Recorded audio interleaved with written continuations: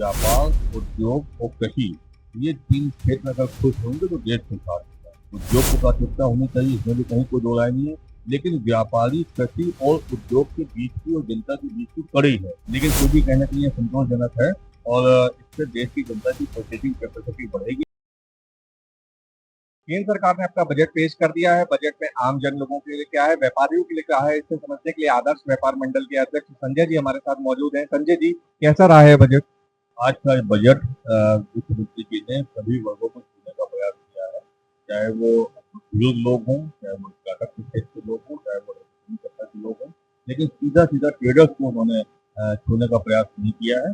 12 लाख रुपए की इनकम को एकदम किया है, इससे देश की जनता कहीं ना कहीं खुश हुई है, क्योंकि ये मांग बहुत प्रतीक्षित मांग थी। हम लोग लगातार ये मांग करते थे कि 15 लाख तक की इनकम का होना चाहिए। हालांकि जितने भी क्वेश्चन मार्क है, ये समझना पड़ेगा कि मुख्यमंत्री जी ने जो छूट की बात कही उसकी डिटेल क्या है, लेकिन फिर भी कहीं ना कहीं ये संतोषजनक है और इससे देश की जनता की परचेजिंग कैपेसिटी बढ़ेगी, जिससे व्यापार को, उद्योग को, दोनों को ही लाभ होगा। जब व्यापार और उद्योग को लाभ होगा, जीएसटी कलेक्शन के माध्यम से प्रदेश और देश की सरकारों को भी इसका लाभ मिलेगा।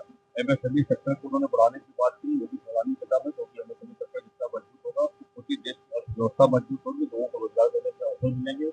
स्टार्टअप की उन्होंने बात कही, स्टार्टअप को लोन बढ़ाया है और किसानों के भी क्रेडिट कार्ड लिमिट को 3 लाख से बढ़ा के 5 लाख किया है। ये सारे विषय कहीं ना कहीं आगे बढ़ाने वाले। कुछ दवाओं पर उन्होंने छूट की है, जीवन दवाओं पर उन्होंने छूट की बात कही है, तो ये सारे विषय बढ़ाने वाले हैं। लेकिन व्यापारियों को इस समय ई कॉमर्स की पॉलिसी और रिटेल ट्रेड की पॉलिसी की बहुत बड़ी आवश्यकता है, क्योंकि देश के ट्रेडिशनल व्यापारियों का व्यापार पूरी तरीके से चौपट हो रहा है। विदेशी ई कॉमर्स कंपनियां अपनी मनमानी कर रही है, इसलिए देश में ई कॉमर्स की पॉलिसी आना अति आवश्यक है। और व्यापारियों को और इंफ्रास्ट्रक्चर है, उनको 10 लाख रुपए का स्वास्थ्य बीमा और 10 लाख रुपए का जीवन बीमा मिलने की जरूरत थी, जो सरकार ने उससे ज्यादा चिंता नहीं की है। तो सरकार को ये भी देखना चाहिए कि जो लोग इनकम टैक्स पे कर रहे हैं उनको कुछ अतिरिक्त लाभ मिलना चाहिए। जो लोग नहीं पे करते हैं उनको भी वही चीजें मिलती है, जो लोग पे करते हैं उनको भी वही चीजें मिलती है।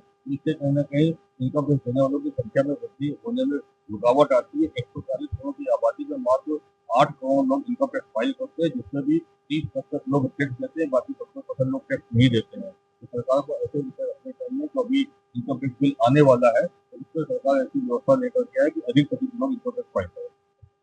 क्या बिहार को ध्यान में रखते हुए, क्योंकि अगले साल बिहार में चुनाव होना है, तो क्या उसको ध्यान में रखते हुए ये बजट बिल्कुल केंद्रित बिहार है? साल बिहार में चुनाव होना है और केंद्र सरकार की व्यवस्था में भी मजबूत कड़ी जो है बिहार है। तो मुझे लगता है कि उसको फोकस करते हुए वित्त मंत्री जी ने बिहार को मजबूती देने का काम किया और बिहार के नेताओं को मजबूती देने का काम कर रहा है।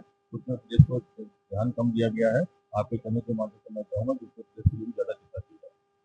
आपकी बातों से लग रहा है कि व्यापारी वर्ग को ज्यादा मतलब कुछ नहीं करता है ये बजट।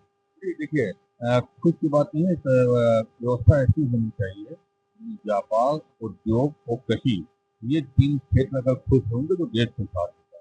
एक भी वर्ग अगर इसका खुशहाल नहीं होगा तो देश की खुशहाली को आप कंप्लीट खुशहाली नहीं कह सकते। कृषि को प्राथमिकता मिलनी चाहिए, सबसे पहली प्राथमिकता कृषि होनी चाहिए। उद्योग को प्राथमिकता होनी चाहिए, इसमें भी कहीं कोई दो राय नहीं है। लेकिन व्यापारी, कृषि और उद्योग के बीच की और जनता के बीच की कड़ी है।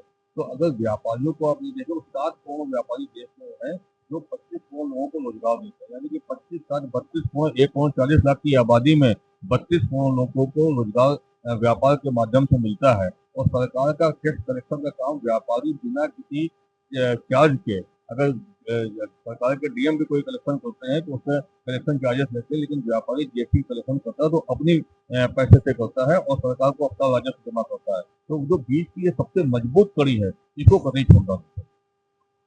तो ये थे संजय गुप्ता जी, आदर्श व्यापार मंडल के अध्यक्ष, जिनका कहना था कि ये बजट जो है काफी मिला जुला रहा है। द न्यूज 15 यूपी के लिए मैं देवेश पांडे।